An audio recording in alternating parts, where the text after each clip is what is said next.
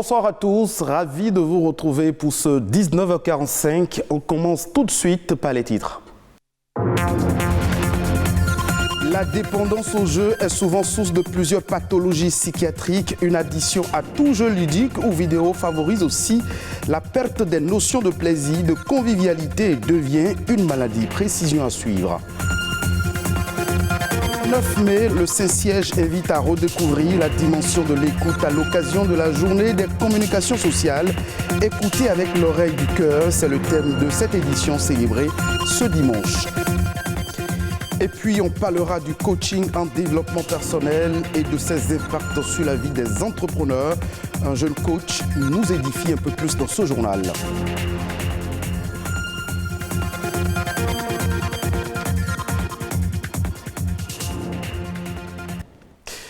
Hier, le monde entier a célébré la journée mondiale du jeu. L'objectif de cette journée est de faire reconnaître le jeu comme un outil d'apprentissage et de transmission du savoir. Beaucoup de jeux sont connus pour participer à l'éveil et au développement intellectuel des enfants. Mais attention, il existe un piège, c'est celui de l'addiction qui fonctionne comme une drogue.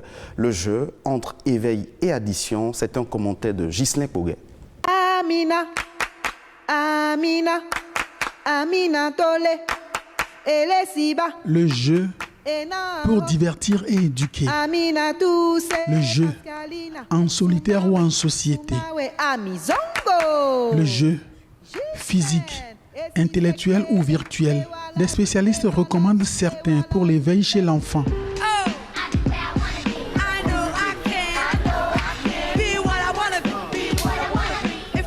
Il y en a qui aiguisent l'attention, développent la mémoire, cultivent l'agilité physique.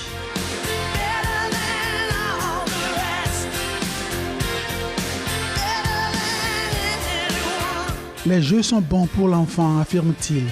Ils participent à son éducation, à faire de lui un homme équilibré pour la vie.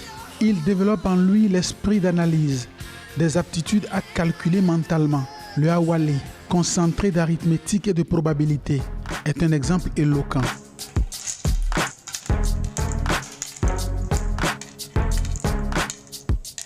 Mais en matière de jeu, à côté des vertus, l'addiction n'est jamais trop loin. Les jeux de hasard, d'argent, des jeux qui peuvent provoquer de la dépendance, telle une drogue. La fièvre du jeu, l'euphorie que provoque la victoire, l'appât du gain. Voilà les agents qui vous conduisent à l'addiction.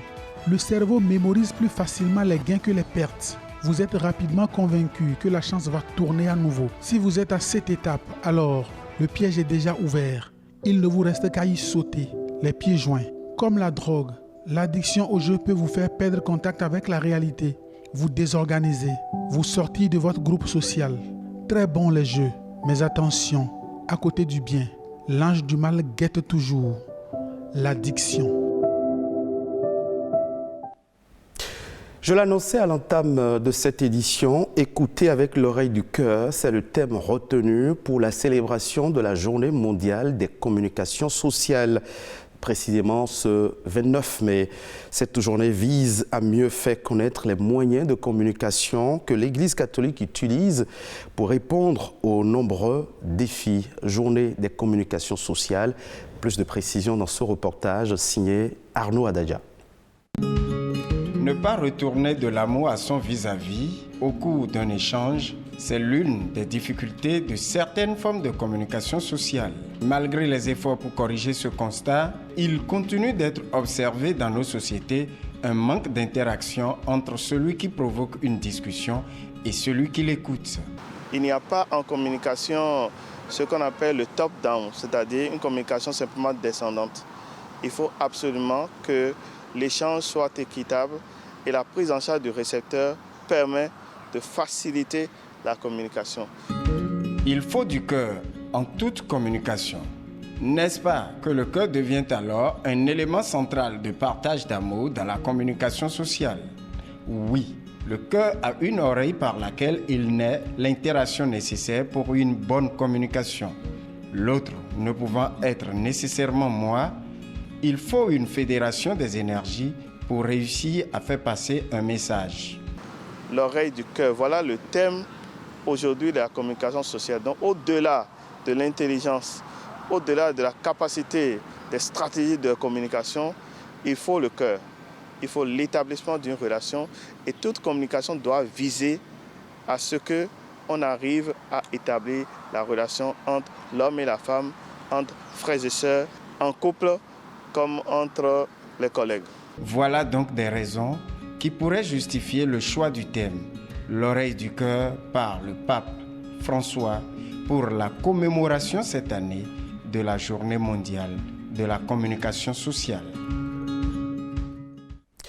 Ce 29 mai toujours, le monde entier célèbre plus d'1 million de personnes qui ont servi dans les rangs des casques bleus des Nations Unies depuis 1948. Les casques bleus font face à des défis colossaux, multiplication des violences, restrictions dues à la pandémie liée au coronavirus et conflits armés. Partout dans le monde, les casques bleus continuent d'endosser avec honneur leur rôle de partenaire pour la paix. Ils travaillent également main dans la main avec les États, la société civile, le personnel humanitaire, les médias, les populations et bien d'autres. Objectif, promouvoir la paix, protéger les civils, défendre les droits humains et l'état de droit.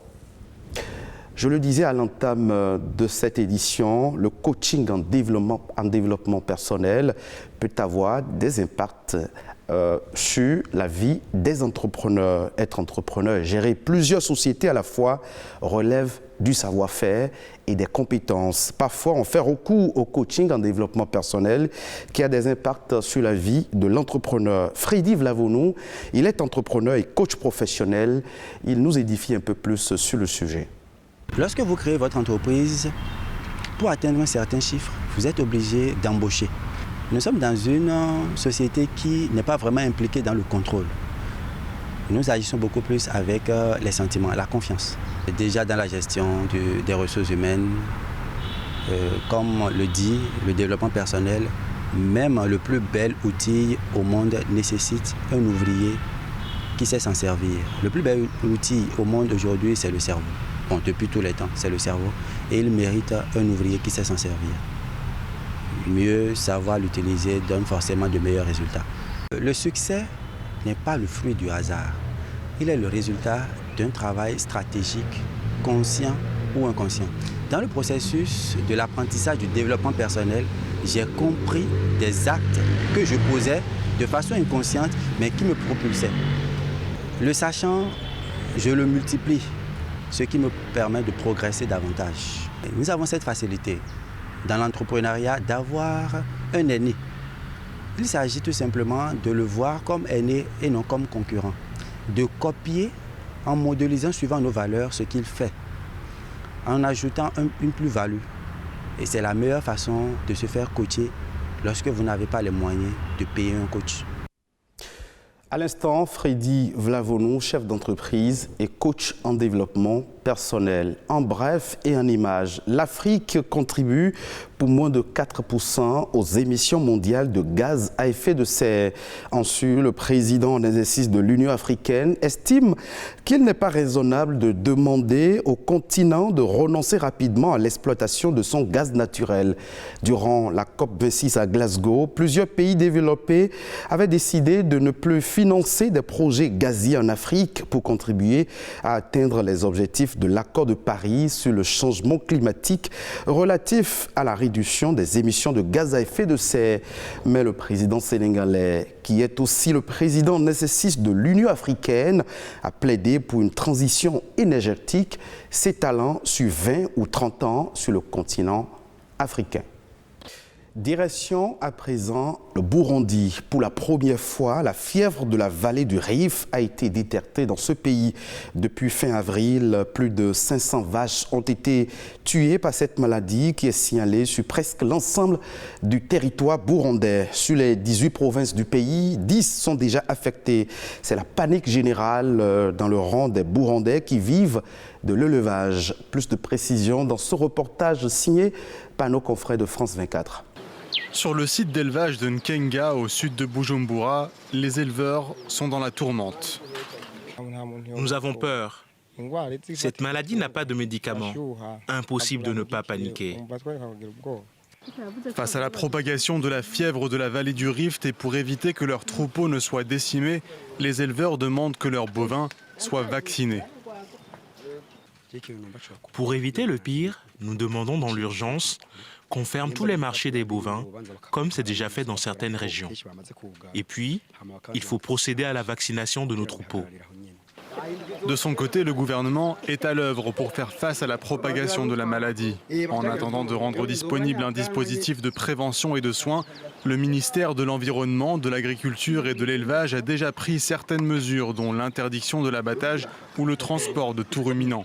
Il appelle les éleveurs à la vigilance. Les éleveurs doivent informer les services techniques de tous les cas cliniques pour les prises en charge. La surveillance de l'évolution de la maladie continue à tous les niveaux. Dans les zones touchées, la restriction de tout mouvement pour les ruminants et l'interdiction de l'abattage doivent être respectées jusqu'à nouvel ordre. Les symptômes de cette maladie sont nombreux. Saignement nasal, faiblesse, fausse couche et inappétence qui aboutit à la mort. Les premiers cas ont été rapportés dans les provinces frontalières avec le Rwanda avant de se propager vers d'autres zones.